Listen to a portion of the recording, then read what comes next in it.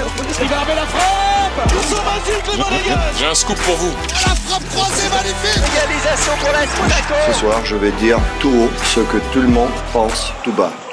Radio Diagonale, la web radio 100% rouge-blanche. Salut tout le monde et bienvenue pour le premier débrief de la saison de Radio Diagonale. La rencontre entre Monaco et Le Havre pour la première journée de championnat. Monaco a bien débuté, pas de faux pas pour l'ASM avec une victoire 3-1, un but contre son camp signé Gauthier Loris en premier. Un but du break signé Eric Dyer, donc pour sa première apparition sous le maillot monégasque. Juste après l'heure de jeu, la réduction de l'écart havraise signée Rassoul Ndiaye, et puis enfin Monaco a parachevé son succès grâce à Marnes Akliouche, la 74e, ça fait 3-1 pour Monaco, ça fait 3 points pour Monaco, et ça fait une victoire par plus de 2 buts d'écart qui permet de propulser l'ASM en tête du classement du championnat de la Ligue 1. Messieurs, est-ce qu'on joue le titre? Ça va être la hot tech du soir. Adrien, Alessandro, salut messieurs, comment allez-vous? Salut à tous, ouais, ça y est, c'est reparti pour un tour, ouais, très, très heureux de revivre une saison de plus à vos côtés sur les antennes de Radio Diagonale et ravi que Alex rejoigne le navire. Bah, salut tout le monde, ravi de vous rejoindre effectivement pour la saison, donc voilà, avec ce premier débrief pour cette première journée. Bienvenue à toi, tu auras donc la lourde charge de remplacer Pierre qui visiblement préfère faire des pizzas aux ravioles quand il a du temps libre. Voilà, bon, la hot tech, c'est est-ce que Monaco joue le titre? Non, on va pas du tout parler de ça, ce sera pas du tout le débat du soir. On aura évidemment un débat alors un peu hors match qui sera placé à la fin de toute façon, mais on va évidemment aborder la question de Denis Zakaria, de cette annonce qu'on a eue dimanche soir sur un accord entre l'ASM et Al Ahly pour un transfert du capitaine monégasque. Voilà, donc une annonce qui nous a tous un petit peu chamboulés, je crois, il faut le dire. Mais on y reviendra plus tard. On va commencer d'abord par le match. On va commencer par le traditionnel j'aime pas. Et donc, Alessandro, pour ton premier, enfin pas ton premier débrief, mais en tout cas pour ton premier débrief en tant que guest, enfin en tant que, pardon, que chroniqueur récurrent maintenant de RD, je te laisse commencer. Et bah allez, j'ouvre le bal. Donc mon j'aime, c'est la première de Dyer pour son premier but sous nos couleurs qui break avec le 2-0. Et puis la sérénité qu'il apporte derrière. On sent un Mawissa plus tranquille, qui peut progresser tranquillement aussi à ses côtés. Donc mon j'aime pour ce match-là, c'est la première d'ailleurs officiellement sous nos couleurs. Et ton j'aime pas du coup? Et mon j'aime pas, c'est le manque d'intensité dans ce match. Après, je mets ça sur le compte de la chaleur et du fait que ça soit une première journée. Très bien. Ouais, alors, Adrien, alors, je tiens à dire qu'on a eu un modèle de j'aime pas concis, précis, avec peu de mots, qui ne s'éternisent pas. Alors, t'es pas visé, mais il y en a certains qui feraient bien de s'en inspirer ici. Ça se voit qu'il n'écoute pas du coup les débriefs de Radio Diagonale, parce qu'il a été logé à la bonne enseigne. Donc ouais, on va faire concis, court. Alors ce que j'ai aimé, c'est une nouvelle fois un bon début, c'est-à-dire que ça fait la 4e saison consécutive où on commence par une victoire en championnat. Et petit plus pour la pelouse en plein été pour une fois. C'est la première fois que je vois une aussi belle pelouse au Louis II. On sait que ça nous avait quand même, par rapport à celle de l'année dernière qui était cataclysmique. Et ce que je n'ai pas aimé, c'est évidemment la rentrée, les changements à la 60e qui ont vu Ben Seguir et Vanderson rentrer. Et leurs entrées sont infâmes. Voilà. Alors moi de mon côté, dans le j'aime que j'ai envie de signaler, c'est quand même la grosse domination monégasque. Alors domination qu'on pourra mettre entre guillemets, qu'on pourra nuancer, notamment dans le j'aime pas, mais voilà, je trouve que Monaco a quand même été vraiment l'équipe dominante, comme l'a signalé Adi Hutter en conférence de presse. Monaco a été tout simplement beaucoup plus fort, donc c'est quand même une bonne chose de voir ce visage-là avec voilà, une équipe qui a littéralement étouffé l'autre, si ce n'est peut-être une dizaine de minutes où les Havrais ont eu un peu quelques temps forts. Mais la contrepartie, et c'est un de mes j'aime pas, c'est qu'il y a eu quand même finalement assez peu de situations, même s'il y a eu 3 buts marqués, mais il y a eu assez peu de situations, et la preuve c'est que même quand Monaco mène 1-0, la seule frappe cadrée, c'est une frappe de Minamino. Et pendant très longtemps ça a été le seul tir cadré de la rencontre, hein, pendant très longtemps, sachant qu'Embolo était en tribune. Oui. Sans que c'est pas lui qui plombait les stats. Donc, Non, pour voilà. le coup. Hmm. Non, pour le coup, c'était pas lui qui plombait les Ouais. stats, vu que lui et Salisu étaient hors du groupe, quoi. C'est ça. Alors, Bah, le justement, good forfait. alors justement, ce groupe, on va en parler. Alors on va parler de la composition, mais on va aussi beaucoup parler des absents, forcément. Alès, tu l'as déjà un petit peu abordé le débat. On avait énormément de joueurs écartés, tout simplement écartés pour cette rencontre. Voilà, des choix sportifs. Alors Magassa suspendu, ça c'est une chose. Fatih Pogba en reprise, c'en est une autre. Balogun touché à une cuisse, voilà, bon, ça fait partie des aléas. Mais au total, c'était 10 joueurs. Alors Hutter en a compté 8, mais c'était beaucoup de joueurs, tout simplement écartés parce que groupe trop fourni. Ouais, bah, il s'en était plein là déjà lors de la présentation de Radecki en disant que effectivement le groupe était trop fourni. On l'a vu aussi sur les vidéos de presse, hein, quand le petit jeu d'échauffement que les joueurs faisaient. T'as l'impression que c'est une détection de district, toi, tellement il y a de joueurs à l'entraînement. Donc faut effectivement réduire ce groupe. Et quand on a vu le groupe sortir samedi matin, sans Embolo, sans Salisu, on avait déjà le 11 type, hein, quasiment qui allait jouer à 19h samedi soir. Voilà, donc dans les absents de marque, les joueurs qui sont censés partir, Adrien, et qu'on n'arrive pas à faire partir. Non, il y a une sacrée liste d'indésirables. Voilà, on pense évidemment à Salisu, à Diatta. On a Embolo aussi qui est un peu poussé vers la sortie. Même Hutter, hein, on a parlé en conférence de presse comme quoi c'est vraiment un choix difficile à faire, mais voilà, il faut le faire. En tout cas, c'est assumé. Donc voilà, on doit composer comme tu dis. Enfin, c'est Hutter, hein, c'est ça qui est assez fou, c'est que on a acheté, mais on n'a pas réussi à se séparer de joueurs, on va dire, qui étaient vraiment intégrés dans l'équipe pro. Hein. Je parle pas de Boisbré, évidemment. Mais donc voilà, c'est un peu la complexité de ce mercato. Bon, on aura l'occasion d'y revenir un petit peu plus tard, mais du coup, voilà, pour ce qui est de la compo, donc on voyait Radetzky. Radetzky, ouais. Ouais, titulaire dans les cages, avec en fait à peu près la ligne de 4 qu'on avait pu voir contre l'Ajax, c'est-à-dire Thésée à droite, Mawissa et Dayer qui vient composer la charnière, et Caio Henrique à gauche. Donc Kerrer sur le banc. Ça, c'était le choix, on va dire, un peu le choix fort d'Hutter quand même, aussi, ouais. sur ce 11, d'avoir aligné Mawissa Dayer, qui me paraît une doublette voilà, que je demande à voir et revoir. Donc voilà, ça c'est déjà un premier choix fort. Sandro, justement, sur la compo, on a l'occasion, nous, un petit peu aussi d'en parler entre nous. C'est vrai qu'on se posait la question, mine de rien, sur le choix de la défense. Il y a de la matière pour éventuellement jouer en défense à 3.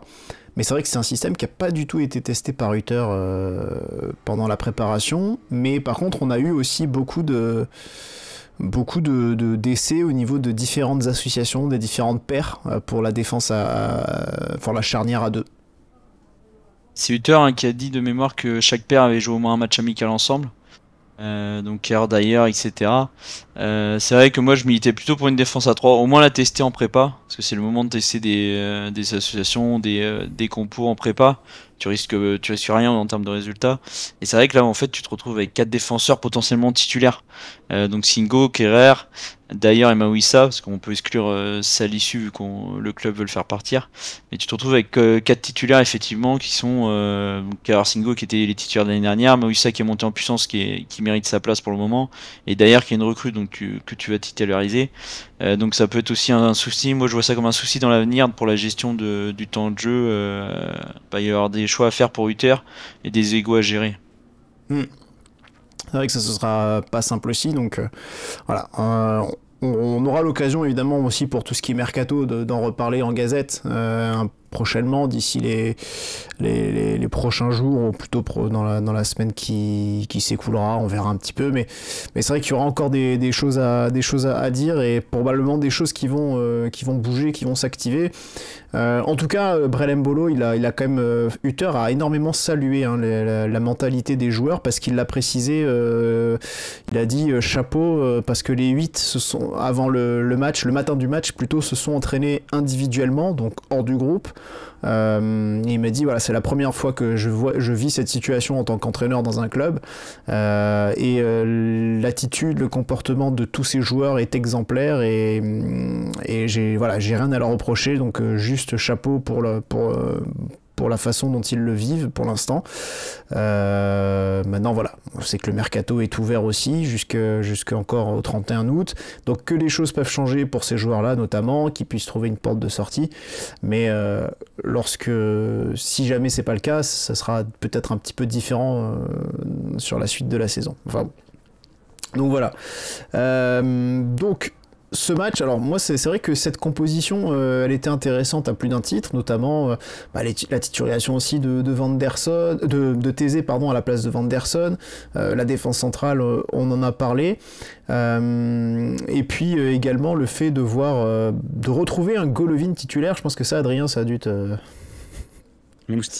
faire plaisir. Non, c'est la suite logique de la phase de préparation. Uther a continué aussi avec ce même schéma, bien que...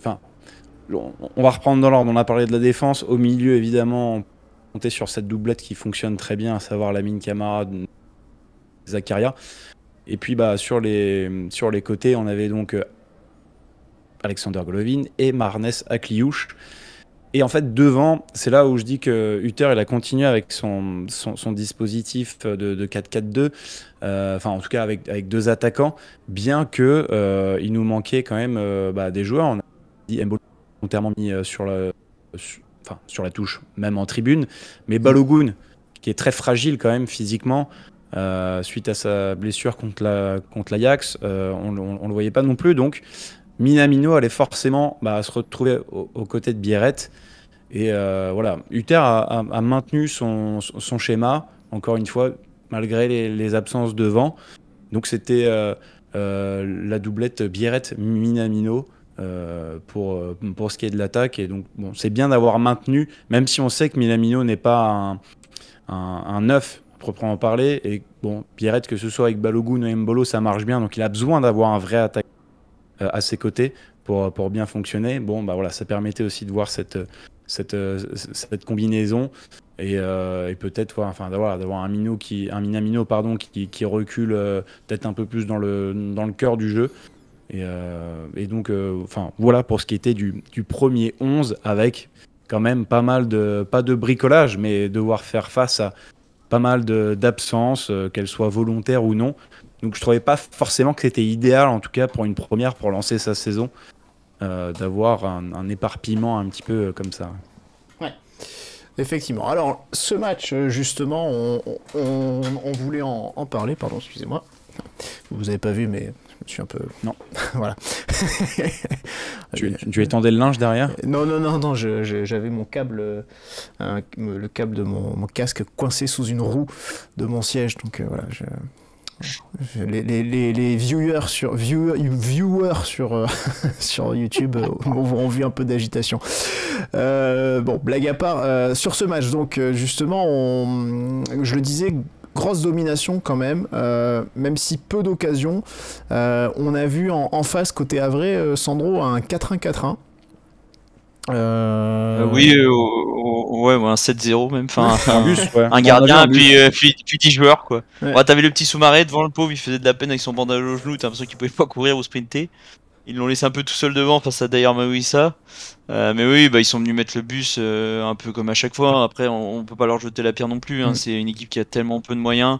Moi, quand j'ai vu la compo probable le matin, je pense que c'est l'équipe avraise la plus faible qu'on ait joué là depuis qu'ils sont remontés. Parce que alors du coup ils ont changé de gardien, maintenant ils ont Moridio, l'ancien de Clermont. Tout à fait. Mais sinon il leur manquait Nego et leur arrière droit qui était suspendu. Très drôle d'ailleurs, Bourré c'est qui que était blessé. les deux gardiens qu'ils ont, le titulaire et la doublure, ils les ont chopés à Rodez. Oui, Mpassi, ouais, c'est Mpassi le deuxième. Tout à fait. Donc, mais en tout cas, alors c'était intéressant, c'est que Digard a expliqué son choix tactique. Ça peut donner un éclaircissement aussi sur Monaco. Il a dit, Monaco, on sait qu'il joue énormément dans l'axe. Donc on a voulu densifier ce secteur, d'où le choix de ce système-là. Mais ce qui est intéressant, c'est qu'il a dit, on devrait pas le revoir. Enfin, pas tout de suite.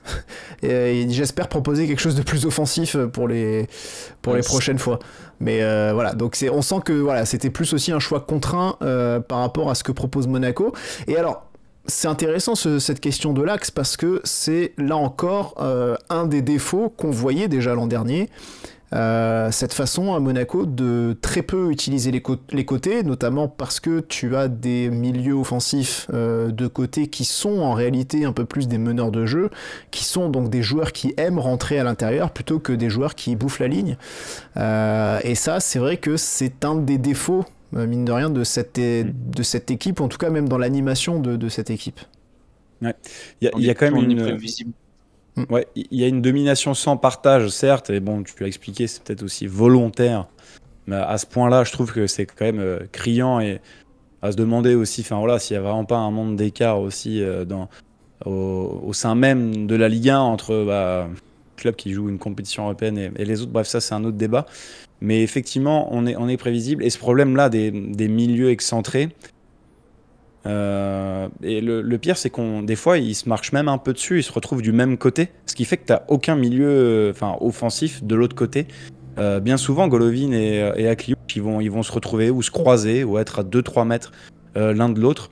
Et en fait, on va plus pencher côté droit, côté Akliouche-Thésée, alors que le vrai latéral qui sait prendre son couloir, prendre la ligne centrée ou faire un vrai job de latéral, c'est Caio Henrique. Il l'a essayé en tout début de première période, mais le problème c'est que Thésée c'est pas un latéral, un mec qui va te proposer, qui prend des initiatives et qui booste et qui dynamise un petit peu l'aile. Enfin en tout cas voilà, je trouve qu'on est bloqué aussi là-dessus. On pourra en reparler, mais je l'ai pas trouvé inintéressant non plus. Enfin il a été volontaire quoi. Ouais, moi je trouve qu'il y a un manque de prise d'initiative. Enfin voilà, même il y a un peu de déchets, et puis en fait, il apporte pas vraiment. Bref, si tu veux, on en reparlera. Mais du coup, ça nécessite, si ton milieu excentré il revient repiquer dans l'axe, c'est pour aussi laisser la place à ton latéral pour qu'il puisse prendre son couloir. Et on n'optimise pas justement ce schéma-là, et ça repique beaucoup à l'intérieur, avec du petit jeu. On va chercher Minamino, Biarrette aussi.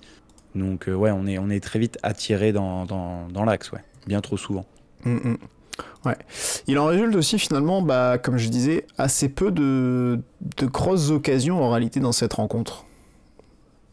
Oui, en fait, on a quasiment même pas. Hein. On a le but qui est une demi-occasion entre guillemets parce que Loris, donc c'est Golovin qui est décalé par Thésée qui va centrer. Gauthier Loris, donc le frère d'Hugo, tacle et ça lobe Moridio. Moridio qui doit faire, je pense, un bon 95 voire 2 mètres. Donc ça finit bien pour nous. Et puis après, en première mi-temps, t'as la celle d'Akliouche où ça lui revient un peu miraculeusement dans les pieds, puis il tape une volée. Tout à fait, ouais. Et ça touche le poteau. C'est Youté qui dégage de la cuisse, du genou. En chandelle, et effectivement, Akliouche met une grosse demi-volée. Mais oui. Il aimait bien, c'est dommage, ça tape le poteau. Je pensais qu'il était hors jeu, moi, mais au final, pas du tout. Mais au final, en grosse occasion, c'est les deux. Suite à une récupération très haute, où il se sert des appels d'autrui pour fixer et frapper, ça passe pas très loin. Et je retiens aussi une frappe de Minamino. C'est un peu, les situations franches. Mais je vous rejoins, moi, ça aurait presque. J'ai failli le mettre en j'aime pas, c'est-à-dire que dans l'animation offensive, si tu remarques nos buts, c'est un CSC, un coup de pied arrêté, et un contre un peu en transition où on lance quelqu'un. Et puis, Alors c'est intéressant, on peut parler de ce troisième but pour le coup, parce que c'est pas du tout une transition en fait au final. Mais c'est très rigolo parce que c'est en salle de conf après c'était une des questions notamment de Christopher Denis Matin parce que il évoque justement cette préparation en fait avant le moment où Vanderson lance Zakaria qui ensuite fait une chevauchée de 50 mètres et qui centre pour Akliouche, mais il évoque justement les nombreuses passes entre Dyer et Mawissa où ça travaille beaucoup derrière pour essayer à un moment donné de trouver à progresser balle au pied, de ressortir proprement, et il disait ensuite que c'était quelque chose qu'il avait pas mal vu aussi dans la préparation, donc qu'il y avait vraiment une volonté de chercher. Et la réponse du Teur a été oui, c'est bien, c'est un but en transition, c'est ce qu'on veut montrer, c'est ce qu'on a montré qu'on était capable de faire ce genre de choses, mais ce qu'il a regretté, c'est qu'ils n'aient pas été capables de le faire plus souvent dans ce match. Mais c'est marrant, parce que du coup, toi, effectivement, tu penses tout de suite à une transition, alors qu'en fait, c'est une phase de possession qui a commencé déjà en amont.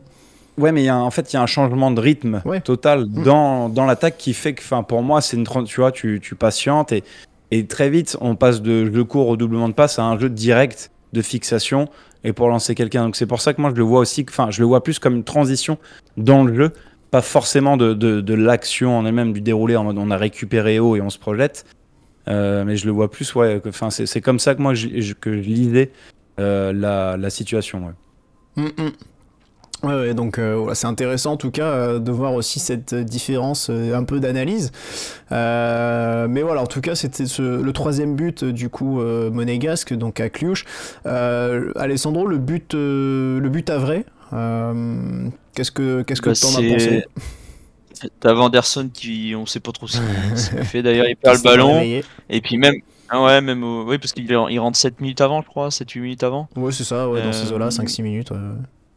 Et puis il perd le ballon, à quoi, 35 bons mètres. Et puis après Ndiaye qui est le recrochette derrière parce qu'il revient. Et puis il lui laisse 3 mètres pour crocheter, donc l'autre crochette et met une frappe. Alors j'ai vu des tweets ou des messages comme quoi Radecki était par exemple de tout reproche ou dans l'afterfoot.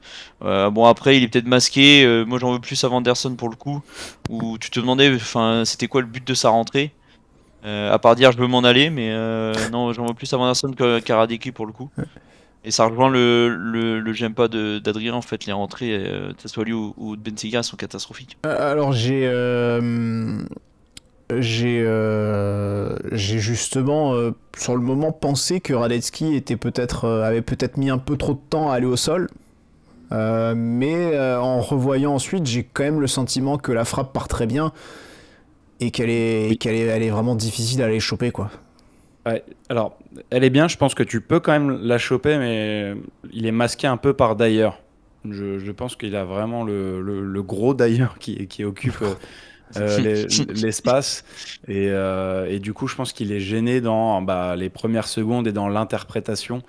Mais c'est vrai que la frappe est jolie, il a un bel effet et tout. Voilà, après, est-ce qu'avec 2-3 ans de moins, est-ce qu'il la sort? Ça, on ne pourra pas le savoir, mais voilà, effectivement, à ce moment-là, il y a le 2-1. Le Havre, voilà, ils ont concrètement rien fait. Mais c'est une bonne séquence à ce moment-là, un peu pour eux. Avec eux aussi des changements de leur côté qui ont apporté. Hein. Alors, contrairement au nôtre, pour le coup, justement, ça, tu parlais, Adrien, ça c'était un de tes points négatifs du match, et c'est vrai que c'est quelque chose qu'on peut aborder aussi dans les top flops. C'est la question des entrants qui, pour moi, sont, en tout cas les deux premiers, donc Ben Seguir et Vanderson, qui sont arrangés au rang des flops. Ouais, ça c'est typiquement là le message envoyé, c'est deux joueurs qui n'ont strictement rien à foutre. Bon, alors Vanderson c'est plus criant. Ben Seguir, moi ce qui me dérange le plus, c'est que, il se croit à l'entraînement, il se regarde jouer. Combien de fois j'ai vu des semelles, des contrôles en direction de son but, où après il se fait manger par le pressing. Vraiment, il n'y a rien de positif à noter et à relever. Alors peut-être pour Vanderson, ce qui va le sauver, c'est l'action sur le troisième but, quand il lance Zakaria à la limite du hors-jeu, vraiment, ça se joue à rien. Mais moi au stade, j'avais pas les lignes. Mais voilà, Ben Seguir, il est de mon côté, j'ai sous mes yeux, et franchement, c'est indécent. Il y a rien de correct. Enfin, on a juste envie qu'il parte. Quand tu vois ça, tu te dis c'est acté, c'est pas possible autrement. Hutter essaye bien. Alors, est-ce que c'est vraiment pour le dire tiens, vas-y, démerde-toi? Et d'un côté, enfin voilà, on voit bien qu'il y a une relation qui est totalement rompue. Et bien que le joueur encore au club, il est ailleurs. Comme disait Boris, c'est vrai qu'il a fait une bonne entrée de touriste, Ben Seguir. Mais au moins, il a eu la décence d'enlever les tongs et le short de plage. Et de mettre ses crampons. Bon, enfin, c'est vrai que... Parce qu'il perd un ballon dangereux aussi. À la 85e, bon, il y a 3-1. Mais à la 405e, il perd un ballon à 30 mètres, plein axe. Alors il veut se retourner, je crois, puis il se fait prendre par deux Havrais. Dès qu'il la sort, il fait une semelle. Tu sais jamais, tu sais, sur une semelle, tu prends un 3-2 là-dessus. Nous connaissant à 10 minutes de la fin, il y a moyen de te caguer et puis de prendre le 3-3 parce qu'elle a 2 minutes de la fin ou 1 minute de la fin. Ils ont une énorme occasion, je sais pas comment ils font, c'est plus dur de la louper. Ils sont 2 ou 3 devant le but et Zakaria qui coule leur jeu. Il y a un coup de billard après un corner. Bon, s'ils la mettent là-dessus, ça fait 3-2, mais si en fait il y a trop de petits détails qui font que effectivement ça tourne en notre faveur parce que le Havre ça reste l'une des équipes les plus faibles de Ligue 1. Mais quand la côte va s'élever, déjà dimanche contre Lille, ça peut faire un petit peu peur, ouais. Moi concrètement je suis pas rassuré parce que je pense qu'on nuance pas assez avec la faiblesse de l'adversaire. Enfin là Alessandro en parle un peu, mais c'est quand même assez timide, moi je trouve. Il y avait une ambiance un peu match amical aussi, de reprise. Voilà, tu as parlé de l'intensité qui manquait. La manière dont on score, enfin, c'est pas vraiment une maîtrise. Et j'apprécie que Hutter vienne un petit peu pointer du doigt finalement la performance des joueurs. Ok, il se satisfait du résultat, mais il n'a pas hésité à venir décrier un petit peu le comportement enfin voilà, tout simplement la performance de l'équipe, quoi. Ouais, c'est vrai qu'il était pas content de la performance. C'est vrai que ça peut paraître un petit peu étonnant parce que comme je le disais, Monaco a quand même nettement dominé la rencontre. En tout cas, moi c'est comme ça que je l'ai vraiment vu ce match, même si on peut reprocher qu'il n'y ait pas assez d'occasions. Mais oui, lui, vraiment, il a commencé direct. En football, 2 choses sont importantes, le résultat et la manière, la performance. Le résultat, je suis content. C'était le premier match qu'on a gagné, donc ça fait plaisir. Par contre, la manière, je suis pas content. Je dis, bon, quand même, quoi. Il a pas pris de pincettes. Il a dit au groupe, d'ailleurs. Donc, bon, moi, ça pose le ton, déjà, dès le début. Il faut, c'est bien, un degré d'exigence, tu vois, c'est top, ouais. On va pas s'en plaindre. Non, c'est sûr. Mais voilà, en tout cas, bon, premier succès, comme il a dit, important. Ça permet en plus à Monaco d'être en tête de la Ligue 1 pour cette première journée, après cette première journée. On avait commencé à aborder donc les flops à travers Ben Seguir et Vanderson. Est-ce qu'il y a d'autres joueurs qui vous ont déçu sur ce match ? Moi j'avais Lamine Camara en première mi-temps, Tout à fait. qui avait plus de déchets qu'à son habitude. Oui. Bon, c'était pas catastrophique, mais quand d'ailleurs le trouvait en triangle t'avais d'ailleurs Moïsa et t'avais le triangle entre guillemets Camara, il y avait des mauvaises remises, des mauvaises remises en jeu, ouais, des mauvaises remises de balles. Et c'est vrai que d'habitude on n'est pas habitué à ce déchet-là, surtout la bonne prépa qu'il a fait. Donc Lamine Camara qui était un petit peu en dessous. Mais c'était pas non plus catastrophique, hein. Surtout qu'il avait été touché à la cheville au bout de 20-25 minutes. Alors ça a peut-être joué un petit peu aussi sur les perfs qui ont suivi. Ouais, ce qui explique aussi le fait qu'il sorte rapidement. Ouais, il est remplacé, effectivement, en deuxième mi-temps. Ouais, et donc Golovin qui vient du coup le remplacer et qui vient se greffer aux côtés de Zakaria. On avait une doublette Golovin-Zakaria qui est quand même aussi sympa en termes de jeu. Enfin, mais je suis d'accord, c'est vrai qu'en plus il y a un moment, il y a une perte de balle aussi au milieu qui donne un contre Havrais en première période et une frappe non cadrée. Mais oui, je trouve que le match de Camara est franchement décevant. Il y a juste pour le sauver finalement ce corner sur la tête de Dyer pour le deuxième but. C'est un peu ce qui sauve sa rencontre à mon avis. Voilà. Sinon, j'étais plutôt déçu. Le deuxième but, on en a pas parlé, mais à la base c'est Bires qui va au duel avec le gardien du Havre qui fait justement 2 mètres. Il gêne sans faire faute selon l'arbitre, tant mieux pour nous. Et puis c'est un vrai qui met en corner en catastrophe alors qu'il a tout le temps de dégager. Et puis Camara tire effectivement sur la tête de Dyer. Et ce qui est intéressant à voir sur les images que Ligue 1 Plus a mis derrière Sébastien Dyer, c'est qu'Hutter il y a l'entraîneur des coups de pied arrêtés qui nous a rejoint là fin juillet. Abel Lorenz. Qui vient taper dans la main. Qui vient de Valenciennes, qui vient taper dans la main d'Hutter en mode c'est ce qu'on avait prévu quoi. On voit qu'il y a un regard complice avec son adjoint aussi. En mode ça a été bossé quoi, c'est pas juste un ballon dans la boîte et puis ça c'est tombé sur la bonne tête. On sent que c'était de la présence avec Dyer et Zachary qui arrivent au premier poteau de mémoire. Donc moi c'est bien, ça récompense le travail fait à l'entraînement aussi sur ces fautes arrêtées. Tu as raison, tu as bien vu, effectivement, il y a eu une accolade entre les deux sur le but, et Hutter l'a félicité ensuite après le match, justement en disant que voilà, c'était chouette, il était content de voir un but sur coup de pied arrêté pour son nouvel assistant à ce poste. Les tops, pardon.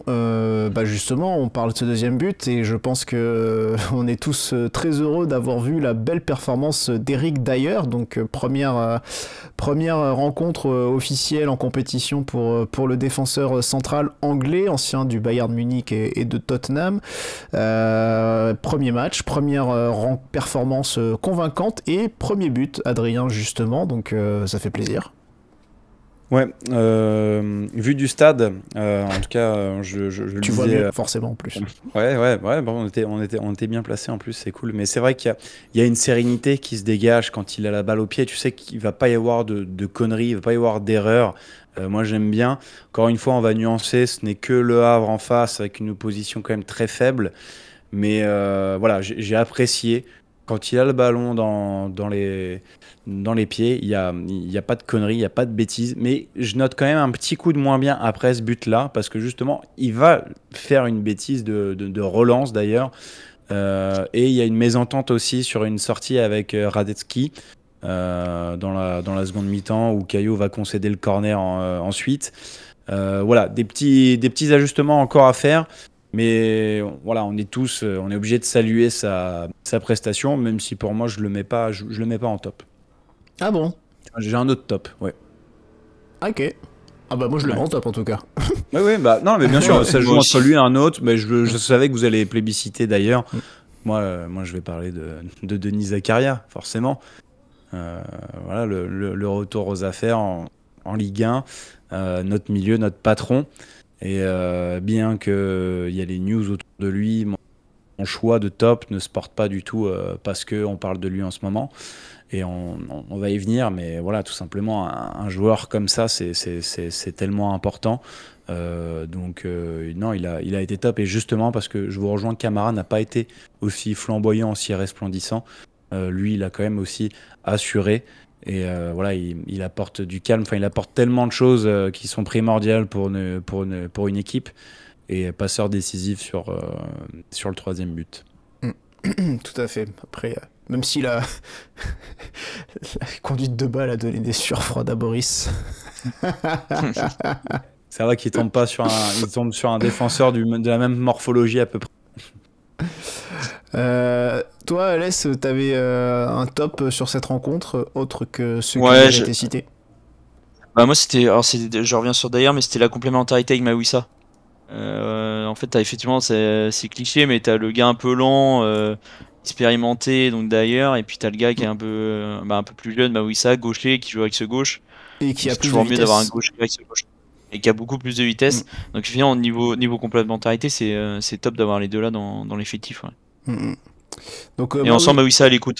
Ouais, il a pas mal aidé justement Mawissa aussi durant cette rencontre. Il a pas mal guidé. En tout cas, Hutter aussi, encore une fois, félicité d'ailleurs pour son match, pour son but, et aussi voilà, il a dit, c'est un joueur, voilà, quand il parle, ce sont les bons mots au bon moment, et voilà, c'est pour ça aussi qu'on l'a recruté. Donc voilà, Mawissa effectivement qui a fait une belle rencontre, qui a été d'ailleurs un des joueurs qui a récupéré le plus de ballons du côté monégasque, 8, soit le même total que Golovin. Donc je trouve aussi que Golovin a fait une plutôt bonne rencontre sur ce match, même si bon, il n'est pas décisif à proprement parler, parce que c'est le risque qui dévie son centre dans le but, centre qui n'aurait sans doute rien donné. Mais, Il y a de grandes chances, effectivement. voilà.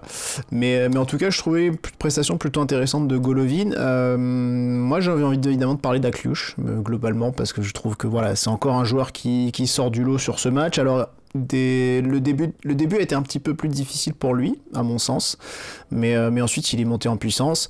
Il a quand même beaucoup travaillé. On sent, c'est un joueur vraiment qui est là pour le collectif, qui fait les efforts, notamment sur les replis, etc.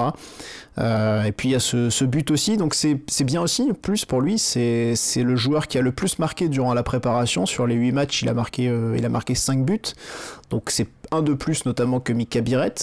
Donc quelque part, voilà, lui il avait dit j'ai envie d'être plus décisif cette année. Donc ça va un petit peu dans ce sens-là pour lui. Donc voilà, je trouvais que c'était une belle prestation de sa part, malgré un début de match un peu difficile, mais en mode diesel, voilà, il a su trouver son rythme. Est-ce que vous avez d'autres tops éventuellement à souligner? Qu'est-ce qu'on a pensé? Premier match de Radetzky par exemple, qu'est-ce que vous avez pensé de son match? Il n'a pas eu grand chose à faire. Hein. Là, au final, en premier mi-temps, là où il est plus en danger, c'est une passe en retrait. Alors, je sais plus si c'est Camara c'est ou d'ailleurs. c'est un gars au milieu qui met. C'est d'ailleurs qui met une passe en retrait en premier mi-temps. C'est Zakaria pour d'ailleurs. Qui appuie pas assez. Du coup, Radecki, heureusement qu'il est pas 3 mètres plus bas parce que sinon, c'est le but de gag. Non, sinon après, je le trouve assez serein. Après, il y a une grosse, une vraie bonne frappe de Mambimbi. Qui avec le rebond juste devant lui, et là il se détend bien et il arrive bien à la sortir. Par contre là il fait un vrai bel arrêt en seconde période. Ouais, on va attendre encore quelques matchs, enfin quelques semaines avant de juger, mais effectivement on le trouve assez serein, surtout quand tu vois dans le même temps le match du dimanche après-midi de Mayeki. On a peut-être gagné au change quand même dans l'histoire. Oui, je pense quand même, a priori. Est-ce qu'il y a d'autres... Adrien, qu'est-ce que t'en as pensé, toi, de Radetzky? Bah, il n'y a rien d'autre à rajouter. Effectivement, il n'a pas grand-chose à faire. Bon, sur la première frappe... Enfin, c'est pas la première frappe cadrée du Havre. Hein. Il y en avait une en première période où il est dessus, ce il n'est pas mis en difficulté. Mais voilà, c'est vrai que sur cette première, finalement, situation du Havre en seconde période, on vient encaisser ce but. Et comme tu dis, il se rattrape bien sur... Mais bon, s'il prend les 2 buts sur les 2 frappes cadrées, enfin là, de quoi se poser des grosses questions, et notre malédiction au poste de gardien nous poursuit. Mais bon, on va attendre, on va voir ce gros test face à une toute autre équipe lors de la prochaine journée, et donc ce déplacement à Lille, Ouais. pour pouvoir vraiment juger. Après, moi... en mention top, j'ai pas forcément d'autres joueurs à ressortir, mais en flop, en moyen, pour moi, Thésée, ce qu'il fait, balle au pied, c'est pas intéressant. C'est lui qui se procure cette première situation de frappe. On a plus l'impression qu'il se débarrasse du ballon plus qu'autre chose. Il n'attrape pas le cadre. Et encore une fois, ouais, moi, dans les intentions et dans les prises d'initiative, c'est quand même assez frileux. Alors, il va bien décaler Golovin, effectivement, mais bon, c'est le jeu qui impose ça. Il y a de l'espace, il y a un appel. Mais voilà, l'entente avec Akliouche est à parfaire, en tout cas. Ouais, moi je suis un peu moins d'accord sur ça. J'ai trouvé courageux globalement dans son couloir, je l'ai trouvé volontaire. Je trouvais qu'il avait fait des bons choix aussi globalement sur certaines actions. Donc c'est pas un match brillant, mais c'est un match en tout cas qui est déjà bien meilleur que ce qu'il a pu proposer l'an dernier. Donc c'est un pas dans la bonne direction, je trouve. Voilà, pour moi, ça fait le taf. Voilà. Peut-être Sandro, t'as envie de rajouter quelque chose sur ça? Ouais, sur Thésée, en fait, je sais pas s'il y a que moi qui l'ai remarqué, mais en fait, il repiquait souvent dans l'axe quand le ballon était sur Caillot, pour en fait emmener son ailier gauche et qu'Akliouche descende de 10 mètres et en fait, et plus d'espace. Sauf que le problème, des fois, t'es obligé de chercher Thésée comme un latéral intérieur, donc qui rentre à l'intérieur. Sauf que techniquement, en fait, il a pas du tout les qualités pour jouer latéral intérieur, en fait. Donc, il nous habitue à tellement pire, à tellement du moyen la saison dernière, qu'effectivement, quand il fait un match correct, t'as l'impression que c'est un bon match. En fait, c'est un 5 sur 10, quoi, son match contre le Havre. Là. Moi, je me suis dit, si on devait faire toute la saison comme ça va pas le faire. Non, ça va être très long. Voilà. Moi, franchement, je me dis, si on doit se taper Thésée au poste si c'est notre titulaire pour toute la saison, Ouais, ça va être très long. Ça va être vivement la fin de saison, du coup. On le verra sur le débat suivant. mais bon, on verra bien sur l'évolution. Mais en tout cas, moi j'ai tendance à trouver que c'était plutôt correct sur ce match-là. T'as parlé de Caio, Sandro, justement. C'était un de mes tops, justement. Il est pas loin d'obtenir un penalty. C'est vrai qu'on n'a pas parlé de cette occasion. Et je pense qu'il a tous les jours penalty sur la main de Sanganté. Incompréhensible que la VAR n'ait pas rappelé Rudy Buquet sur cette action-là. Vraiment, je comprends pas. Ouais. Donc pour moi, il aurait été décisif à ce niveau-là s'il avait pu provoquer un penalty. Mais bon, je le trouvais bien. Il était entreprenant dans son couloir aussi. Donc je trouve que c'était, en tout cas, c'est un Caio bien meilleur que celui qu'on a pu voir en début de saison dernière et jusqu'à après le mois de janvier globalement. Donc je trouve que c'est une belle rencontre de sa part. Sinon il retrouve des couleurs, Caio, effectivement, depuis le mois de mars là, et il est de mieux en mieux. Ouais. Sinon, alors dans les deux faits notables aussi de cette rencontre, la 100e de Minamino sous le maillot de Monaco, pas sa meilleure, clairement. Non. Et la première aussi de Aladji Bamba, donc bon, première on va dire anecdotique, puisqu'il a joué 2 minutes, une dizaine de minutes avec je crois les 8 minutes de temps additionnel, donc il est rentré à la 89e, donc en tout ça fait 10, même si il n'y en aura qu'une de comptabilisée, mais ça fait quasiment 10 au final. Donc en tout cas voilà, ça c'est la formation.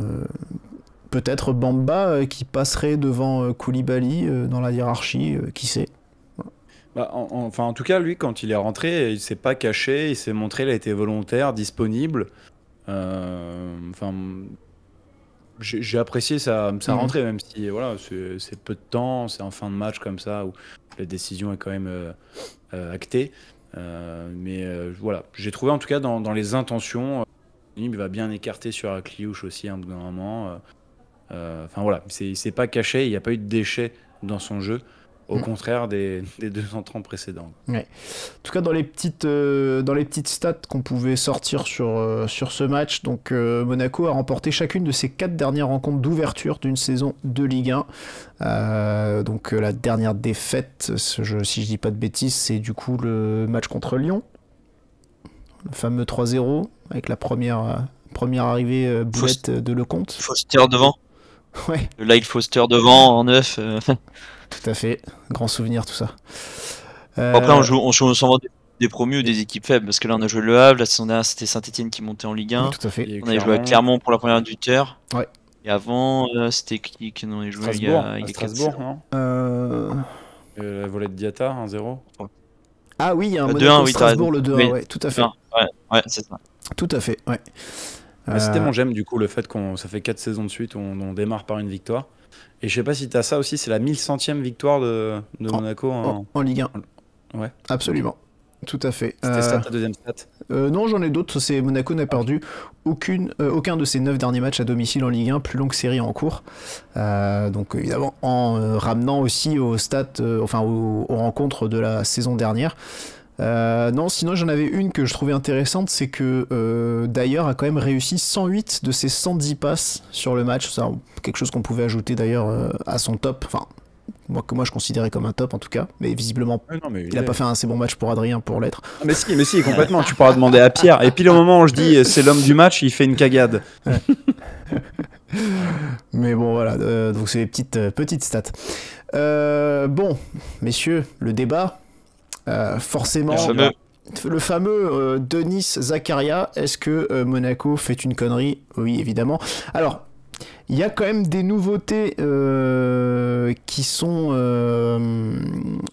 tombées pendant qu'on enregistrait cette émission. Je ne sais pas si vous avez vu, mais dernière information qui nous est parvenue, selon donc Fabrizio Romano, current status for Denis Zakaria to Al Ahly. Donc le deal est pour l'instant gelé et pour l'instant il n'y a pas de tout est abandonné entre les parties. Voilà, c'est un tweet qui date de 22h45, donc nous enregistrons, il est 23h26. Donc, à voir ce qu'il en est véritablement. Si c'est le cas, on est tous d'accord, messieurs, c'est une bonne nouvelle. Ouais, mais ça met du feu aux poudres bêtement. Enfin bon, c'est sûr que c'est une bonne nouvelle, mais si on peut recontextualiser, quand il y a la nouvelle qui tombe, on a le sentiment... Vas-y. On a le sentiment d'être dans un mauvais rêve hier soir et de se réveiller ce matin avec la gueule de bois. Enfin, moi, je l'ai vraiment pris comme un gros coup de massue. On rentrait du week-end et il y a cette nouvelle-là qui tombe. Et c'est venu vraiment miner le moral. Enfin, c'est un coup de massue parce qu'en fait, tu le vois pas du tout venir. Il n'y a eu aucune nouvelle durant tout le mercato. Vis-à-vis de ça, on a parlé de la liste des indésirables, on sait qu'il y a des personnes qui sont sur le départ, mais qu'on est dans une guerre froide, il se passe absolument rien, et en fait là on est en train de vendre finalement un joueur qui selon moi est quasi irremplaçable. Je suis venu au Louis II en pensant voir la dernière de Marnès avec Liouche, et en fait, il se peut que ce soit la dernière de Denis Zakaria. Tu noteras que pour le dernier but d'Akluche au Louis II, tu portais des Birkenstock quand même. On a pu faire mieux. Oui, voilà. Entrez au Rascasse en Birkenstock, s'il vous plaît. Voilà, je vous mets au défi. De faire pareil. Le mec à l'entrée a fait c'est moyen ça. Et voilà, finalement, c'est grâce à mon charisme et pas à Pierre, on a pu se mêler à. C'est sûr que si c'était Pierre en Birkenstock, lui il restait à l'entrée. Et son t-shirt mauve, jaune, vert, bleu. Voilà. C'est terrible. Donc voilà. Non, mais enfin bon, tout ça pour en revenir. Moi, ce que je trouve à la fois fou, c'est que au-delà d'être performant sur le terrain, et ce que j'essaie de dire à travers aussi mon tap, c'est que c'est un joueur qui fait preuve d'une exemplarité, d'un leadership, de caractère, et c'est tout ce qu'on a recherché dans nos critères, dans les ingrédients en tout cas que Skuro a cité dans les profils recherchés cet été. C'est tout ce qu'on a recherché quasiment. On a mis en avant ce type de joueur qui a du caractère, qui a du leadership, parce qu'il en manque terriblement à Monaco. Et en fait là, oui, on se tire une balle dans le pied. Parce que ce soit clair, sur la saison dernière, il est facilement, je pense, dans le top 5 des milieux défensifs relayeurs du championnat. Je dis pas top 3 parce qu'il pourrait y avoir débat, parce que t'as quand même 3 Parisiens qui sont très forts, et du côté de Marseille t'as quand même aussi de très bons joueurs à ce niveau-là. Rabiot a évolué un petit peu plus haut, donc du coup on va peut-être moins le mettre dans la discussion, on va dire, mais voilà, dans le top 5 il y est très facilement, il fait une très belle saison, et Alessandro, en plus on sait la moyenne de points entre la différence qu'il y a eu l'année dernière entre Zakaria sur le terrain et pas sur le terrain, la différence elle est assez énorme. Bah oui, Patrice il nous avait sorti le chiffre là ce matin, je lui ai demandé de nous ressortir le chiffre parce que c'est assez énorme la différence entre avec et sans Zakaria. Alors il y a moins de matchs sans Zakaria qu'avec, mais c'est quand même parlant parce qu'avec t'es avec 1,91 points, donc 19 victoires, 6 nuls, 8 défaites, et sans Zakaria sur le terrain t'es à 1,14 de moyenne. Donc c'est quand même pas du simple au double, mais quasiment. Et sans Zakaria t'es à 4 victoires, 4 nuls et 6 défaites. Donc en fait, rien qu'en termes de stats et de chiffres, tu vois son importance. Au-delà de son leadership, etc., qui sont pas forcément mesurables en termes de chiffres, là tu vois qu'effectivement il y a un Monaco avec et sans Zakaria la saison dernière, ça c'est assez clair. Ça c'est clair et net, et j'ai l'impression que en tout cas ça risque d'être encore la même chose cette saison, je pense, parce que si on regarde bien, il n'y a pas beaucoup pour l'instant, à l'heure actuelle, de changements sur l'effectif. Alors, il y a eu effectivement 4 recrues au total, mais il n'y en avait que 2 qui étaient opérationnels, d'ailleurs, et Radetzky sur cette rencontre. Le reste, c'est des joueurs qu'on avait déjà l'an dernier. Quasiment personne n'est parti, même, pour ainsi dire, à part Boisbré, mais de toute façon, on s'en fout, il jouait pas. Et Mouzrati qui est retourné à Besiktas. Donc, c'est globalement à peu près la même équipe. Et d'ailleurs, en plus, c'est intéressant, ça me permet de dire que Digard a dit en plus que il voyait pas une énorme évolution, enfin en tout cas il voyait pas déjà une énorme évolution et ni Monaco plus fort que l'an dernier. Bon, c'est vrai que c'est un peu le constat que je faisais après la préparation, c'est que j'ai l'impression de voir plus ou moins la même équipe que l'an dernier, en particulier après le match contre l'Inter, c'est-à-dire toujours capable de faire des bêtises qui coûtent des buts, toujours de la maladresse aussi devant le but, pas forcément plus forte dans son animation collective non plus. Donc voilà, c'est pas. Mais donc ça, c'est d'autant plus inquiétant si on venait à se priver d'un tel élément sur la saison à venir, surtout que encore une fois au milieu de terrain, je vais pas dire qu'on est à nu. Mais pour l'instant je compte pas sur Pogba. Hein. Oui. Il faut être clair, quoi. Si Pogba revient, ce sera a priori pour le mois d'octobre. Il est espéré plutôt pour le match contre Nice, donc le derby qui sera début octobre, mais pour être dans le groupe et potentiellement pour être capable de jouer quelques minutes, pas pour démarrer un match. Donc si c'est le cas, alors évidemment il y aura une recrue, on verra quels joueurs seront ciblés par le club.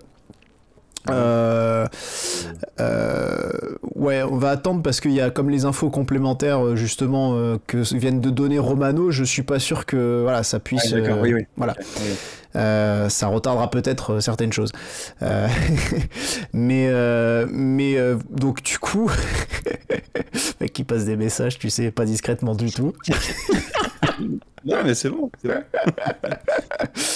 Mais si on imagine faire une saison avec Camara et je sais pas qui du coup, parce que Magassa en plus va partir, on est très clair, en tout cas ce qui est annoncé pour l'instant, la tendance, très clairement le milieu de terrain ça va être encore très compliqué, et j'ai même envie de dire si Zakaria est là et que Pogba répond pas aux attentes, dans tous les cas ça va être compliqué cette saison au milieu de terrain à nouveau, et ça c'est quelque chose sur lequel j'ai envie d'alerter. J'avais dit un peu de façon un peu provocatrice pendant une gazette du Mercato au moment où Pogba est officialisé, est-ce que Monaco devrait quand même pas recruter un autre milieu de terrain? Je le pense quand même aujourd'hui, à moins que Pogba soit capable vraiment de retrouver et de jouer un bon niveau. Pour l'instant j'y crois pas trop, encore une fois, mais voilà, pour moi, c'est clairement de se tirer une balle dans le pied. Voilà. Et on est tous d'accord là-dessus. Pogba, faut le prendre. Ouais, oui, parce que quand tu vois les réactions de toute la communauté monégasque, moi, ils ont réussi quelque chose de dirigeant, c'est à nous mettre tous d'accord sur un point. C'est pas forcément le bon, mais quand tu vois le lever de bouclier depuis hier soir, parce qu'effectivement, comme disait Adrien, en fait, on s'y attendait pas du tout, et ça a vraiment été une annonce choc. Moi, j'ai essayé de relativiser hier soir en me disant il a 29 ans, il est fragile, mais en fait, tu travailles le lendemain matin, tu te dis non, même s'il a 29 ans, bientôt 29 ans. Il a effectivement tendance à avoir des blessures, tu peux pas t'en passer en fait. Si tu le vends là à l'instant T, tu fais déjà quasiment une croix sur la saison actuelle où tu sais que ça va péter à un moment donné, tu sais que Uther va pas pouvoir tenir le vestiaire sans Zakaria. Oui. Tu sens que t'es sur la pente descendante directement. C'est plus une balle que tu te mets dans le pied, c'est le chargeur là, carrément. Oui, pardon, vas-y Adrien. Non, parce que j'allais dire, en fait, le message que t'envoies... Alors, c'est vrai que c'est très touchant, de voir un peu toute la communauté réagir avec autant d'effroi suite à cette nouvelle. Ça montre l'attachement, en tout cas, et la cote de popularité de ce joueur qui est notre capitaine et qui est vraiment le patron de l'équipe. Et ça, je pense que tout le monde en a bien conscience. Il y a un attachement sincère.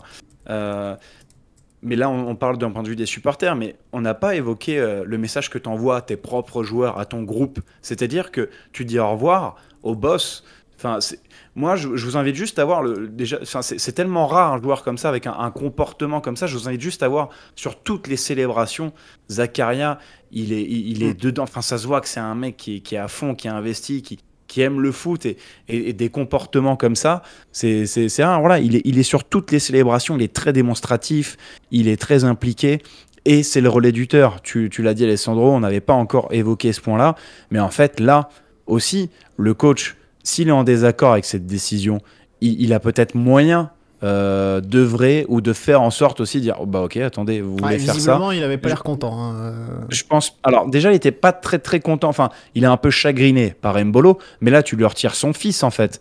Donc est-ce qu'il serait capable même de taper du poing sur la table? Et voilà, moi c'est aussi un test de voir les coronesses du Uther. Est-ce qu'il est capable genre de faire pencher un peu aussi la balance de son côté en disant ouais, bah ok, si c'est comme ça, je me casse. Je le vois mal faire ça. Je pense pas. Mais ce qui est certain en tout cas, c'est que si on lui retire déjà Zakaria, qui est quand même le mec qui lui a un peu sauvé le cul pendant 2 ans, à chaque fois que ça puait pour lui, si on lui retire aussi notre ami Mbolo, voilà. Kerrer, alors Kerrer, ça reste un des capitaines, un des joueurs du groupe de capitaines. Mbolo en est sorti d'ailleurs, mais Kerrer oui, mais le problème c'est que Kerrer par rapport à la situation de concurrence et qui semble pour l'instant en ce début de saison avoir peut-être un petit peu de retard sur Dyer et Mawissa. Je suis pas persuadé que tu vois il soit content et un soutien du Turf sur toute la longueur d'une saison, tu vois. Donc clairement les soutiens, les hommes de base du Turf pourraient ça pourrait faire le vide un peu autour de lui, donc ça risque de lui causer quelques difficultés. Voilà, on a vu sortir des choses dans la presse la saison dernière, avec des relations difficiles avec des jeunes, et souvent ces joueurs-là qui étaient là pour aussi aider à faire le lien, pour parler avec leur entraîneur, pour leur dire d'assouplir un peu certaines choses, d'adoucir un peu son ton avec eux, pour faire un peu le lien. Donc il va clairement... voilà. Quand tu as soutenu un entraîneur qui a pu être contesté, je parle de la direction, pendant au cours de la saison et la précédente aussi, quand tu le soutiens en te disant bon bah voilà, ok, on continue avec lui parce qu'il y a les résultats, si en plus derrière tu le prives de ses hommes de base, ça risque d'être plus difficile. Et ça veut dire que dans ces cas-là, la confiance, ou en tout cas que tu maintiens à ton entraîneur, bah, c'est peut-être pas si définitif. Maintenant, soyons clairs. Est-ce que 45 millions d'euros, on accepte quand même pas Non, mais parce que on sait très bien, voilà, on est incapable de vendre des joueurs qui ont un bon de sortie.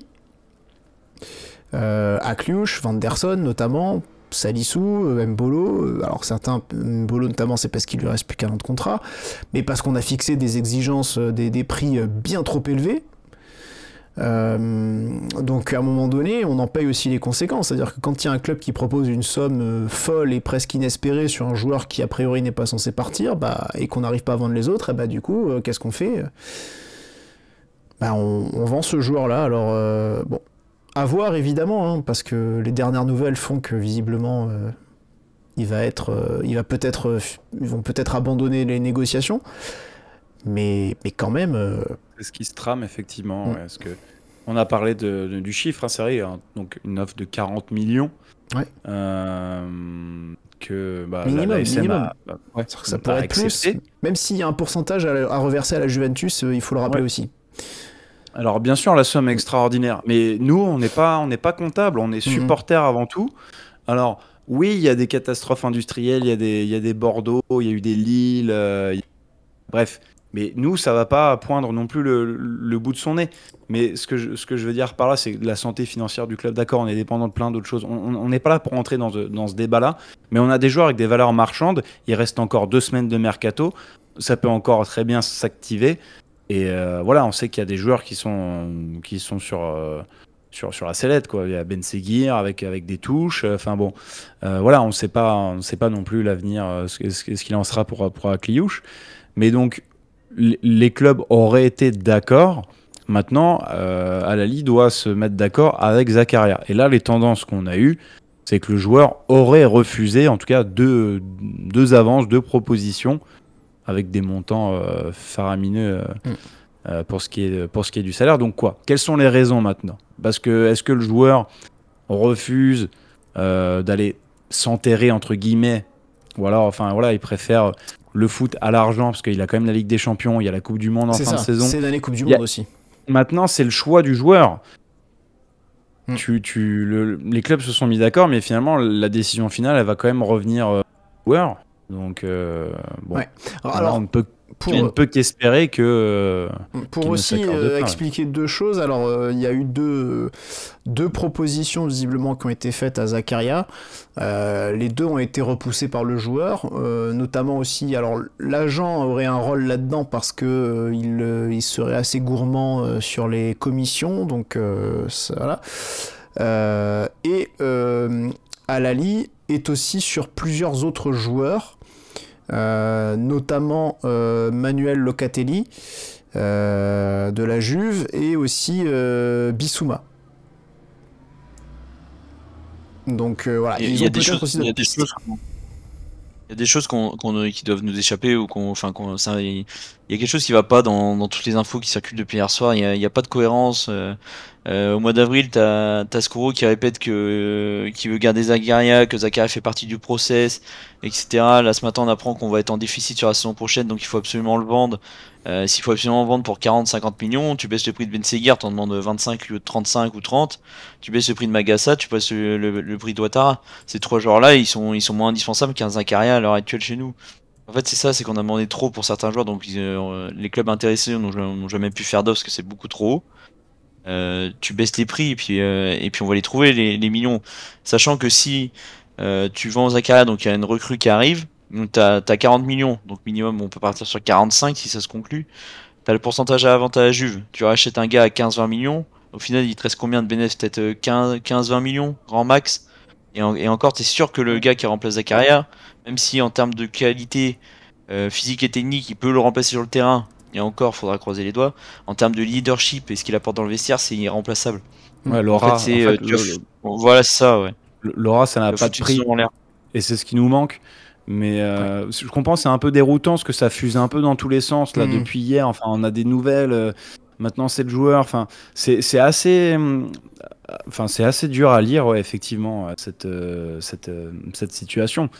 Et encore une fois, là, ce rebondissement, le fait que le joueur ne soit pas d'accord pour l'instant, attention, mais ça aussi, tu vois, c'est quand même, enfin bon, ça viendrait rajouter encore plus de crédit, et je pense aussi d'amour et de popularité pour Zakaria, parce que ça serait quand même un truc assez fou de refuser les sirènes saoudiennes. Donc ouais. Ouais. Bon, mais en tout cas, pardon, Juste, ce qu'on n'a pas dit, c'est que à Al-Ahly, en fait, ils ont un quota de joueurs. Oui, et que là, pour l'instant, ils sont bloqués. Ça aussi, tu vois, je trouve ça, c'est difficile à lire parce qu'ils sont pas capables de le prendre là et de le faire jouer à l'instant T. Ils sont dépendants de faire partir un mec. Donc, on parle de Franck Kessié, qui est en plus leur capitaine. Et qui voudrait pas partir, lui, mais... Ouais. Ils ont un quota de joueurs européens, déjà full, quoi. Il y a plus de place disponible. Comme c'est l'équivalent un peu des extra-communautaires chez nous, quoi. Oui, c'est ça, ils ont droit à 8 joueurs étrangers de plus de 23 ans, en tout cas 8 joueurs non asiatiques de plus de 23 ans, puisque le coup l'Arabie Saoudite est dans la fédération asiatique. Mais du coup, voilà, c'est vrai que c'est cette règle-là qui bloque aussi d'une part les choses. Mais ils doivent trouver une solution. Alors leur championnat reprend dans 10 jours. Ah, alors attends. Un tweet de Loïc Tanzi. Voilà, donc l'équipe. On va en savoir plus. Je vous lis ça en direct. Bon, évidemment, je pense que le temps que le débrief sorte, les gens devraient avoir déjà lu ça, à mon avis. Mais bon, on va quand même le préciser. Alors, Denis Zakaria ne devrait pas rejoindre Al-Ahly. Dossier assez lunaire, finalement, où un membre du board local a pris des initiatives individuelles sans l'accord du club. Résultat, des accords oraux, mais aucun fait réel, aucune offre officielle, et donc pas de transfert. Voilà. Voilà, bon, bah, on fait bien. Du coup, on fait un sujet sur le match du Havre. Eh ben, on doit continuer avec tout va bien. Voilà, vous pouvez reprendre une activité normale. On va quand même attendre la fin du mercato parce que dimanche. Ça donne des idées à d'autres. Après, ça va quand même laisser des séquelles. Alors, s'il reste, c'est bonheur, mais ça va laisser des séquelles parce que quand t'es le joueur, tu te dis, bah attends, ils étaient quand même prêts à me foutre dehors alors que moi, j'avais pas forcément envie de partir, quoi. Ouais. Donc, et même au recrues, je pense pas d'ailleurs à Radeki, Ansu Fati et Pogba, on leur a vendu un projet avec un départ de Zakaria au 20 août. Ça met le feu aux poudres, bêtement. Ouais. C'est dommage, j'avais une piste. Mais bon, s'il reste, c'est mieux. Un joueur qui était potentiellement pisté. Voilà. Bon, c'est pas grave, on le gardera. peut-être que ce sera distillé à un autre moment, un jour, peut-être, qui sait, on verra. Mais bon, en tout cas, c'est bien, on aime ce genre d'intervention en direct comme ça. Ouais, ça c'est cool. C'est breaking news. C'est exactement le dénouement pardon, que l'on souhaite. Donc maintenant, on va espérer que ça tienne jusqu'à maintenant, la ça traduit fermeture. aussi autre chose. Alors, outre peut-être, je sais pas, alors, je sais pas s'il y aura un malaise, on va dire, qui pourrait s'installer sur, comme disait Sandro, sur le fait que le club a voulu le vendre, sur un joueur qui était peut-être pas forcément parti pour vouloir s'en aller. Outre ça, ça pose quand même aussi une question sur les besoins de rentrée d'argent du club, qui vont quand même devoir être comblés à un moment donné. Ça me paraît assez évident. Je veux dire, les investissements qu'on a fait pour l'instant sont quasi nuls. Ces 3 joueurs qui sont arrivés gratuitement, alors avec des primes à la signature évidemment, mais c'est des joueurs qui n'ont rien coûté si ce n'est en salaire et en prime. Il y en a un qui a coûté 3 millions avec bonus. A priori, voilà, c'est-à-dire que le transfert de William Goebbels au PSG a rentabilisé l'arrivée de Radetzky. Wouhou. Espérez, la perte là-dessus, elle est tombée du ciel. 20 ou 25, bon, je suis 3 millions sur le truc. Oui, sachant qu'on l'avait vendu gratuitement, hein, ça a juste 30% de commission. On a fait vas-y dégage, on a juste fait ça. C'est ça. Tu as 10 millions pareil inespérés sur Boisbré pour un mec qui a rien prouvé. Bon. Mais c'est clair qu'en tout cas, il y a clairement des besoins financiers, donc on sent qu'on est quand même aussi un peu sur la corde raide, quoi. C'est aussi le signal que ça donne, que ça envoie. De toute façon, avec la baisse des droits TV, on sait qu'il faut se qualifier directement en Ligue des Champions pour toucher la même rente annuelle là, qu'on a eu déjà la saison dernière. Mais c'est ça qui était pas cohérent dans le fait de vendre Zacharias, c'est que faut retourner chaque année en Ligue des Champions et tu te prives de ton meilleur joueur, donc c'est le chien qui se mord la queue, quoi. Tu peux pas t'en sortir sans ton capitaine.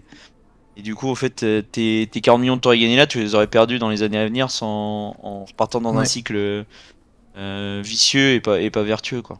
Du coup, ça explique, en reprenant le tweet de Loïc Tanzi, ça explique pourquoi c'était lunaire, quoi. C'est qu'il y a un mec qui a pété un casque et qui a négocié dans le dos de tout le monde, quoi. Donc on en a une petite explication si c'est ça. Il y a pas mal d'éléments contradictoires. Enfin, rien que la situation, là, on a parlé des étrangers. Enfin, à aucun moment, tu te dis, bon, bah, go, on fonce là-dessus. Ouais, c'est bon, bref. Ouais. Bon, en tout cas, c'est la bonne nouvelle. Donc, c'est un happy ending sur ce débrief, finalement. Ouais. Donc, voilà, tant mieux.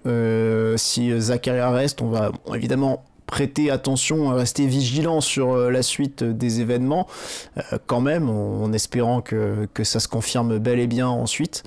Mais ouais, pas merci Santi, hein, nous faire ça. Oui, ouais. Ding dong. Ding dong, avec son ding dong d'enculé là. Du départ en vacances là. Santi, le ding dong ou le caliente pour copier le Weargo de Romano, c'est bon. Ouais, son tic-tac mes couilles là, de l'autre là aussi. Tic-tac de l'autre là. Ah, bien fait, voilà, allez.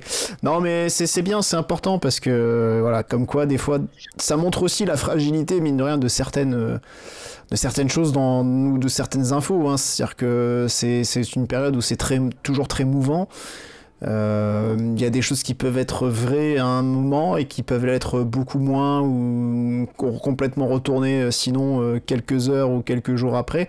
Voilà, donc c'est vrai que souvent des infos, il peut y en avoir des bonnes à un moment T, il peut y en avoir d'autres qui peuvent être mauvaises aussi, mais bon, c'est toujours un peu délicat de savoir le vrai du faux. Après, il y en a d'autres qui se la jouent, j'ai des infos, mais je vais pas trop en dire, je vais jouer le mec mystérieux sur Twitter, mais bon, ça c'est encore autre chose. Tu penses à qui ? Je vais pas viser. Mais bon, il a un copain dans l'effectif. J'en dis pas plus. Bref, c'est pas le sujet. Mais voilà. Est-ce que le tweet de Loïc Tanzi et Fabrizio Romano, ce serait pas Scuro qui a reculé sous la pression des supporters ? On peut la tourner en belle histoire aussi. le saura jamais, mais. Alors il y a plusieurs narratifs, hein. La pression des supporters qui fait reculer le club, ou alors le fait que Denis Zakaria finalement refuse parce que amoureux du club. L'amour. Voilà, l'amour, tout simplement. Le mur des Et de la légendes. ville. Romantique. Direct. Denis. Voilà. Non, mais bon. On pourra respect. trouver plein de choses, mais bon, c'est vrai qu'effectivement la plus plausible, c'est peut-être effectivement que un mec a voulu se chauffer sur Zakaria, et que au final les autres étaient pas forcément d'accord avec. Voilà. Ouais, parce qu'il faut dire que les supporters saoudiens, pour en avoir parlé à 2-3 qui m'ont demandé des conseils sur Zakaria, les mecs étaient dégoûtés que Zakaria aille dans leur club. Ouais, alors ça, les Ils mecs, attendaient du De Jong, du Kimmich, de mecs de l'Atalanta. Enfin, tu dis, ce transfert rendait malheureux tout le monde, quoi. Ouais. Ah, Nous, Michel de la Conta chez nous, mais. Ça, c'est les mecs qui ont bouffé McDo toute leur vie, et puis d'un seul coup, ils vont dans un 3 étoiles et ils vont dire: oh, c'est pas bon, ça, c'est de la merde. Ouais. Ramène-moi un KFC. Connard, pardon. Non mais bouffe, hein, non mais tu vois, c'est je veux dire, bon, les mecs, ils ont Enzo Mio au milieu, alors c'est bien, mais bon. Tu vois, ils ont eu Franck Kessié. Ils ont rapporté un pourcentage de la vente. Oui, tout à fait. Non, mais tu vois, je veux dire, c'est des bons joueurs, mais à un moment donné, il y a jusqu'à 2 ans, leur championnat, c'est bon, ça existait même pas sur l'échelle de la planète foot. C'est pour un film Coupe du Monde que ça y est, ils se sont dit, bon, il va falloir qu'on se mette au foot. Ils se sont découverts une passion, là, d'un seul coup, pour faire leur greenwashing, leur... Bon, donc voilà, on attend juste les ventes maintenant des joueurs qui doivent se barrer. Donc, Crépin Diatta, non, on peut le garder tant mieux. Mais bon. Alors, j'ai un tu préfères. Oui, alors moi je préférais garder Zakaria avec Liouche. Ça, c'est un débat que je voulais vous poser. J'ai complètement zappé, mais tu préfères. T'es plus prêt mentalement. T'es plus prêt mentalement à perdre avec Liouche. Oui, voilà, c'est l'effet de surprise. Déjà, t'es plus préparé. Ouais. Et puis c'est pas Kliouche qui tient le vestiaire. Avec Kliouche, c'est un gars introverti qui a l'air sympa, mais il tient leader technique, mais pas il tient le jeu offensif de l'équipe, mais ouais. Oui.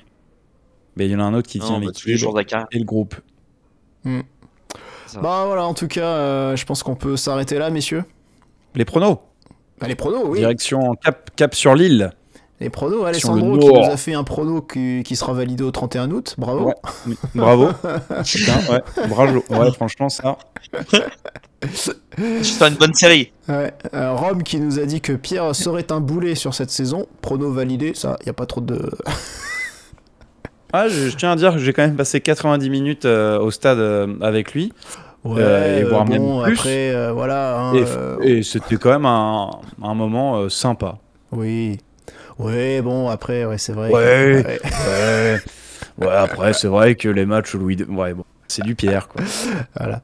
Bon, messieurs, alors les pronos pour Lille, du coup, on n'a pas notre local Quentin présent pour nous faire un joli petit prono Lille. Messieurs, non. Qu'est-ce que vous me pronostiquez pour ce match, du coup ? Moi, j'avais un prono déjà tout fait, tout établi. Donc, la nouvelle de Fabrizio vient me chagrine un peu sur ça. C'était que Zakaria allait être qu'on allait voir Zakaria sur la pelouse contre Lille. Donc, je maintiens mon prono. Très bien. Moi, je vais mettre... on jouera avec le 3, du coup. Avec le maillot extérieur, le 3e. C'est pas un prono, ça. Et... Attends, parce que Lille, il joue pour mettre en confiance pour avant dans Lille, il joue en rouge et bleu, donc oui, tu forcément. Vas repenser un deuxième prono et Damien va donner le sien et pense à un autre truc en attendant. Parce que Lille, il joue en rouge et bleu. Balogun buteur. Balogun buteur. Ça c'est une prise de position. Alors, parce que déjà, Balogun, pour qu'il puisse jouer, c'est même pas encore certain en plus. Ça serait bien. Voilà, je pense qu'il démarrera pas, mais ok. Je pense pas. Ouais. Je ne sais pas qu'il s'entraîne d'ici dimanche, mais. C'est vrai que c'est un petit peu risqué et moi je vais faire un pronoscore. Je vais dire victoire de Monaco 3-2. Voilà. Je vois des buts dans cette rencontre, peut-être parce que le 3-3 face à Brest peut inspirer. Sur les rails. En tout cas, je vois Monaco s'imposer aussi, mais c'est pas mon prono. Mais... Très bien. J'espère que le gardien de Lille sera aussi inspiré que de dimanche face à Brest. Ouais, on l'espère. On te le souhaite en tout cas. Voilà. Bah merci messieurs pour cette première de la saison. On vous donne du coup rendez-vous avec Denis Zakaria, j'espère. C'est Keda. J'avais prévu un petit montage Petit ange parti trop tôt avec Denis Zakaria. J'ai bien fait de le garder, dans mes fichiers et de pas le sortir. On aurait eu l'air malin.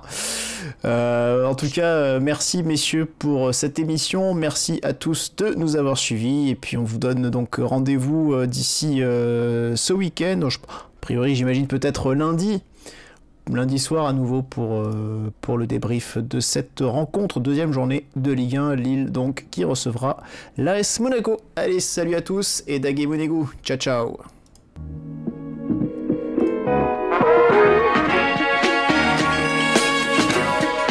Et bisous.